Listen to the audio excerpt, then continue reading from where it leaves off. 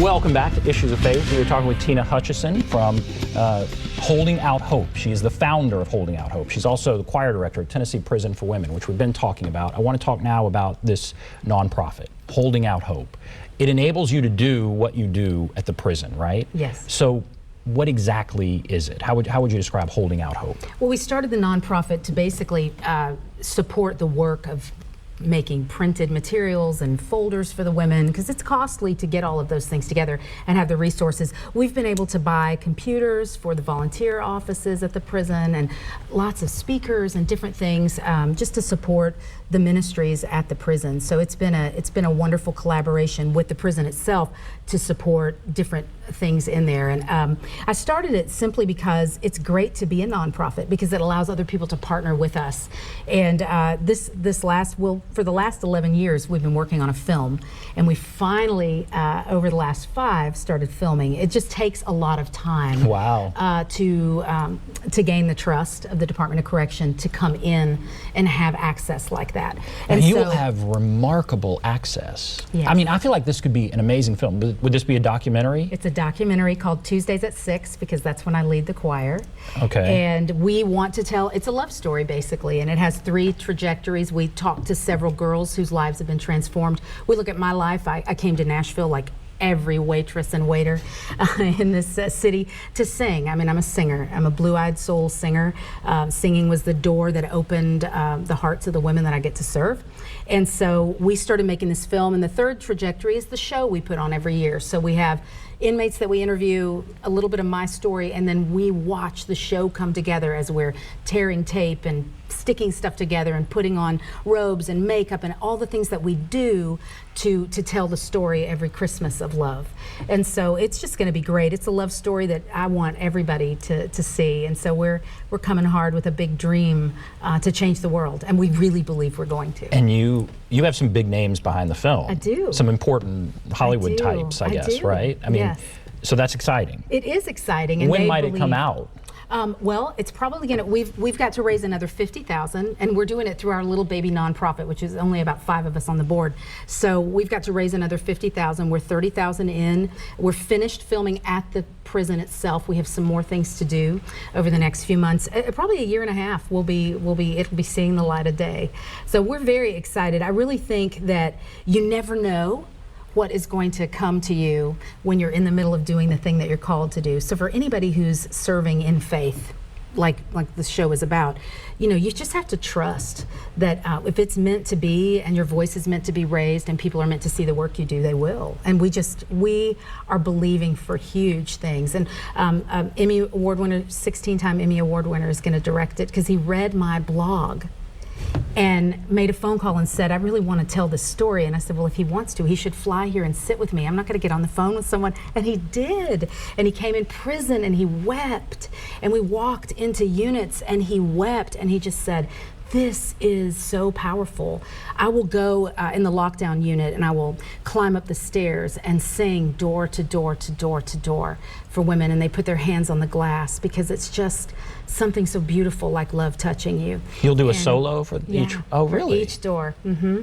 And it's a powerful thing. The last time I was there was a girl who was extremely troubled. She was in a section that's far more locked down, and they opened the doors of it. And I was with a lot of sweet people from a church who were singing, Silent Night. And she's just cussing and hitting the door with and her entire body. It was ricocheting through the room, and they didn't quite know what to do. And I'm the one who was kind of shuffling them around to unit.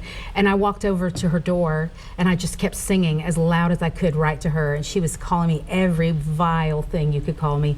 And I just looked at her, and I just put my hands on the glass and said, baby girl, I will not move until you know that you're loved. I will not move from this door until you stop and you hear that you're loved.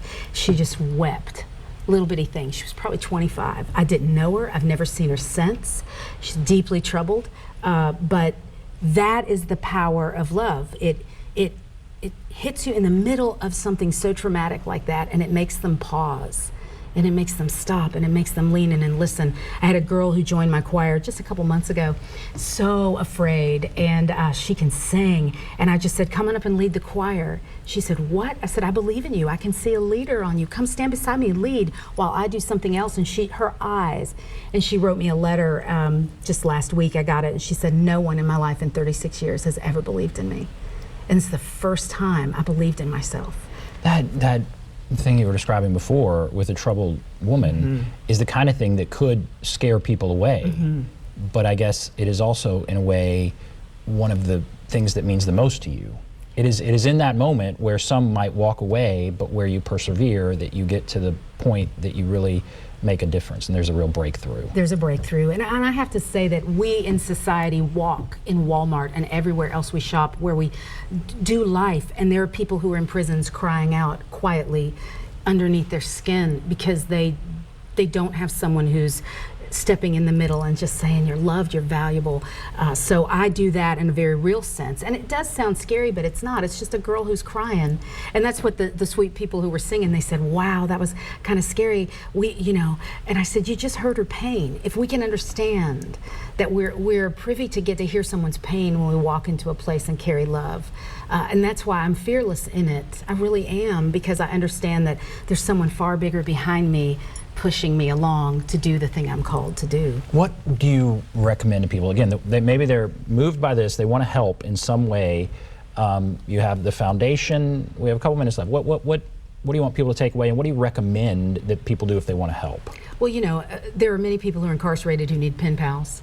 There are people who are returning to society who need just support for the most basic things, jobs, clothing. So for me, starting with the Department of Correction, calling them about the Take One initiative. If you are the leader of a church, get your church involved. We need this entire city to come and support, because you can change an entire family's trajectory to go from a life of crime and institutionalization to freedom and being quality citizens in and that makes Nashville better.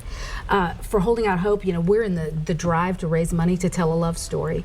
And I am unabashedly, proud to get to tell it and to be the voice for these women. If you feel that incarcerated people is a field that you want to move in, there are chaplains that you can call in all of our institutions across Tennessee who are always needing someone to help someone learn to get their GED, to learn to read simple things. You don't have to be grandiose and super qualified. You just have to be willing to love somebody. It's that simple. You're not a chaplain. Well, I am. Are you? Okay, so you are a chaplain. I'm a minister, yes. But you are a choir director. You're Yes. doing it now through song. Yes. And that's a remarkable story. Thank Tina you so much, Hutchison, Ben. thank you. Thank you, for Ben. coming on. Holding Out Hope, choir director there at the Tennessee Prison for Women. Thanks again for sharing your story. you. Thanks for watching Issues of Faith. Have a great day, everybody.